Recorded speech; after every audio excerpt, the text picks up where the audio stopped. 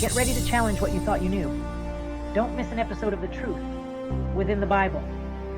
Your journey to enlightenment starts now. Welcome back, my friends. As we go through this book of Zechariah, pay close attention. It covers so much ground, from creation events to end-time prophecies, that you could base a comprehensive Bible teaching on it alone. I am eager to learn more, so let's get our recap of the first chapter so we can get into today's video. The book is prophetically important for our generation. Zechariah means remembered of Yahweh in Hebrew. God remembers his people. In chapter 1, God tells Zechariah to warn the people not to be like their rebellious fathers who ignored the prophets.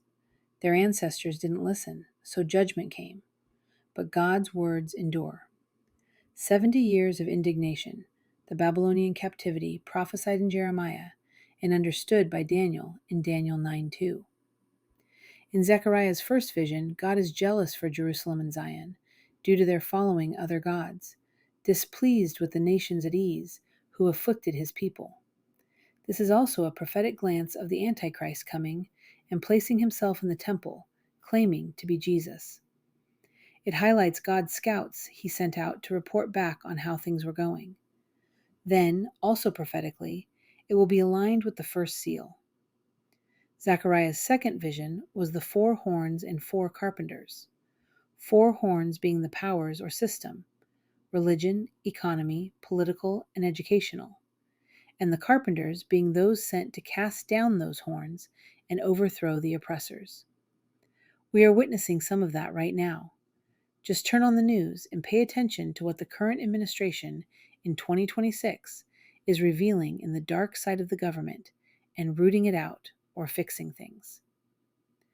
This chapter 2 that we are covering today continues the night visions from chapter 1, emphasizing God's promise of restoration, massive growth, and divine protection for Jerusalem. Now that we are all caught up, Zechariah chapter 2, verse 1. I lifted up mine eyes again, and looked, and behold a man with a measuring line in his hand. Verse 2. Then said I, Whither goest thou? And he said unto me, To measure Jerusalem, to see what is the breadth thereof, and what is the length thereof. The boundaries being measured are those of Jerusalem itself, the city as a whole, including its overall dimensions, width/breadth and length. Verse 3. And behold, the angel that talked with me went forth, and another angel went out to meet him, Verse 4. and said unto him, Run, speak to this young man, saying, Jerusalem shall be inhabited as towns without walls, for the multitude of men and cattle therein. The measuring is interrupted because Jerusalem will grow so massively with people and livestock that it will be inhabited as towns without walls. Verse 5.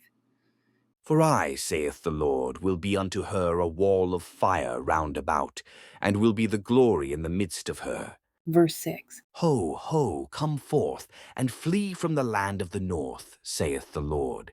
For I have spread you abroad as the 4 winds of the heaven, saith the Lord. He has scattered them all over the world. He said, I'm going to gather you back. You flee back when it's time. You that have the eyes to see and ears to hear. You that know the time and the seasons.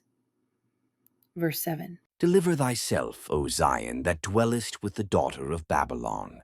Verse 8. For thus saith the Lord of hosts, After the glory hath he sent me unto the nations which spoiled you.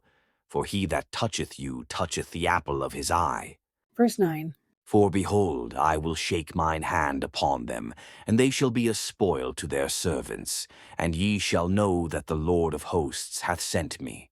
You're going to know that Almighty God himself has sent those that will avenge, those that will hold that line. You want to stay out of their way because they have the power of God behind them. Verse 10. Sing and rejoice, O daughter of Zion, for lo, I come, and I will dwell in the midst of thee, saith the Lord. Dwell in the midst of thee. That is to say, when God is with us, that's the very word, Shekinah in the Hebrew tongue, Shekinah glory. God is there, God dwells there, he's coming home, and that is something to really be happy about. Verse 11. And many nations shall be joined to the Lord in that day, and shall be my people. And I will dwell in the midst of thee, and thou shalt know that the Lord of hosts hath sent me unto thee. Jesus will reign here on earth in Jerusalem, verse 12. And the Lord shall inherit Judah his portion in the Holy Land, and shall choose Jerusalem again. This all looks forward to that time, where Messiah will return on the Lord's day. That's to say, the day that the Lord returns and establishes that new dispensation of time known as the millennium, which is called the Lord's Day. Verse 13 to finish this chapter. Be silent, O all flesh, before the Lord, for he is raised up out of his holy habitation. There is a great deal stated in this. The reason is God's interposition or his purpose over all.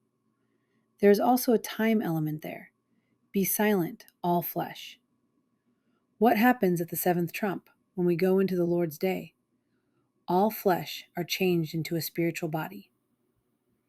That's the end of this video today, but don't miss the next video. Zechariah has 7 visions in all, and they speak to this day and time. So if you want true prophecy, know that there is nothing new under the sun, and it is all right here in the Bible. Until the next video, where we will cover Zechariah chapter 3. Stay strong, my friends.